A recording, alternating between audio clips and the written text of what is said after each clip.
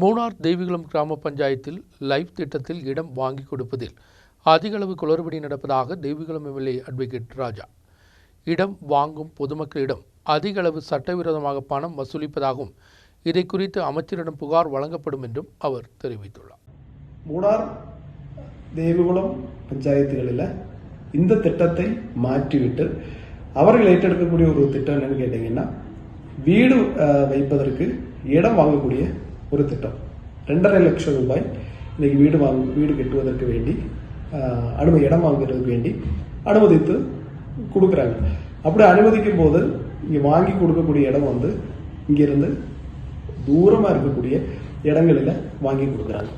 அது மட்டுமல்ல, அப்படி வாங்கி கொடுக்கின்ற பொழுது இன்றைக்கு ஒரு குணப்போக்காவை தீர்மானிக்கணும் அப்படின்னு சொன்னால் கிராம சபை மூலமாக இன்றைக்கி யாருக்கெல்லாம் கொடுக்கணும், இன்றைக்கி தகுதியுடையவர்கள் யாரெல்லாம் என்று கണ്ടെத்தி அவர்களுக்கு கொடுக்க வேண்டும். ஆனால் இங்கே நடக்கிறது அப்படி கிடையாது. இன்னைக்கு 2.5 லட்சம் ரூபாய் கொடுக்குறாங்க அப்படின்னு சொன்னால், இன்னைக்கு ஒரு ஆளை தேர்வு செய்கிறாங்கன்னு சொன்னால் அவர்களிடமும் பணம் வாங்கி கொண்டு இதில் மிகப்பெரிய அளவிலான முறைகேடுகள் கடந்த வருடங்களில் நடந்திருக்கிறது. எனவே இடம் வாங்கி கொடுக்கறதன் பேரில் இன்றைக்கு வீடு இல்லாமல் இருக்கக்கூடியவர்கள், இடம் இல்லாமல் இருக்கக்கூடிய தகுதியானவர்களுக்கு இது போய் சென்று சேருவதில்லை என்பது இதற்கு பின்னாடி இருக்கக்கூடிய ஒரு காரியம். அரசாங்கத்தை பொறுத்த வரைக்கும் இன்னைக்கு வீடு இல்லாதவர்களுக்கு எல்லாருக்கும் வீடு கொடுக்கணும், இடம் இல்லாதவர்களுக்கு இடம் கொடுக்கணும் அப்படின்னு சொல்லி தான் தீர்மானிக்கிறாங்க. ஆனால் இந்த திட்டத்தை இன்றைக்கு சில முறைகேடுகள் நடத்தி சில நபர்கள் இன்னைக்கு இடைநிலைக்காரர்களாக நிற்கிறாங்க. இடம் வாங்குவது முதல் இன்னைக்கு ஆளை செலக்ட் பண்ணுறது முதல் எல்லாம் இன்னைக்கு 2.5 லட்ச ரூபா தீர்மானிச்சா 2.5 லட்ச ரூபாய்க்கு வீடு வாங்கலாம், இடம் வாங்கலாம்.